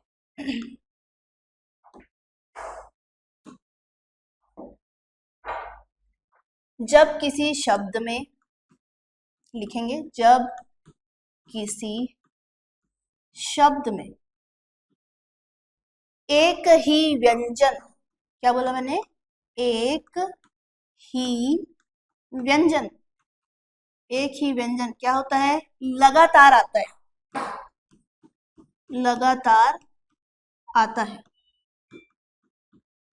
जब किसी शब्द में एक ही व्यंजन लगातार आता है तो वो क्या कहलाता है, द्वित व्यंजन कहलाता है। अब आपको शब्द दिए रहे होंगे और आपसे पूछा जाएगा निम्नलिखित शब्दों में बताइए कि कौन किसमें द्वित व्यंजन है, ऐसा। ठीक है, तो देखो द्वित व्यंजन बताना आप। जैसे मैंने एक शब्द लिखा है बच्चा, ठीक है, एक। दूसरा मैंने लिखा है बनाना, ठीक है। तीसरा मैंने लिखा है सत्य। देखने से क्या लग रहा है, क्या है, किसी भी शब्द में एक ही व्यंजन लगातार आया हो तो क्या कहलाएगा, द्वित व्यंजन कहलाएगा। देखो इसमें आपको देखने से लग रहा होगा कि यहाँ च आ रहा है, हो सकता है ये भी लग रहा होगा आपको कि ना के बाद क्या आ रहा है, ना आ रहा है। कुछ लोगों को ये भी लग सकता है कि ये भी त भी व्यंजन है और यह भी व्यंजन है, लेकिन परिभाषा के हिसाब से तो क्या बोल रहे हैं हम, एक ही आना चाहिए। एक ही मतलब ता तो अलग है, या तो अलग है, तो हट गया ना। तो देखें अब आपको ये दोनों लग रहे होंगे, तो अब थोड़ा इसको वर्ण विच्छेद करते, वर्णों में तोड़िए। वर्ण में तोड़ना आपको सिखाया है मैंने, है ना। जैसे ब, तो बा के नीचे हलंत और इसके साथ क्या मिला हुआ है, अ मिला हुआ है। फिर आइए, आप कोई भी द्वित व्यंजन है कि नहीं किसी शब्द में, ये देख के नहीं बता सकते। ठीक है, आपको इसको वर्ण विच्छेद करना ही होगा, इस बात को समझेंगे। फिर आइए, च आधा है तो आधा ही रहेगा, इसके साथ कोई भी स्वर नहीं आया क्योंकि आधा है। फिर ये वाला च कैसे होगा, च और इसमें किसकी मात्रा है, आ की मात्रा है, तो लिख दो बड़ा आ, ये हो गया। अब इसमें आइए बनना में देखिए, यहाँ पे देखो आप क्या हो रहा है, रिपीट हो रहा है क्या, दो व्यंजन लगातार आ रहे हैं क्या, हाँ आ रहे हैं, देखो लगातार आ रहे हैं, ऐसा। अब इसमें चलते हैं, बनना में आइए तो ब हलंत लगा दो, ये हो गया अ। फिर आइए ना के साथ क्या आया है, बड़ा आया है। फिर आया है ना, और फिर क्या आया है, बड़ा आया है। इसी प्रकार से सत्य में देखिए, स, फिर क्या आया है, आया है। फिर आइए त, फिर क्या आया है, त तो आधा है तो कुछ नहीं, फिर आएगा या के नीचे हलंत लगाइए और क्या आया है, अ। इस प्रकार से, इतनी बात क्लियर है। अब आप देखो, जो आपको यहाँ पे देखने समझ में आता है कि बच्चा च और यहाँ पे ना, अगर आपने इसको वर्ण विच्छेद किया है तो आप देखो ना और ना लगातार नहीं आ रहे, बीच में क्या आ जा रहा है, आ जा रहा है। मीन्स ये द्वित व्यंजन इसमें नहीं है। सत्य में तो होगा ही नहीं क्योंकि त अलग है और यह अलग है। यहाँ पे जो दोनों क्या हो जाना चाहिए, सेम होना चाहिए, लेकिन यहाँ पे सेम व्यंजन नहीं है तो ये भी नहीं होगा। कौन सा होगा, बच्चा इसका सही उदाहरण। के द्वित व्यंजन किसमें है, बच्चा में। और द्वित व्यंजन है कौन सा, च वर्ण की जो है रिपीटेशन हुआ है यहाँ पे, तो ये हो गया आपका क्या, द्वित व्यंजन। अब आगे चलेंगे।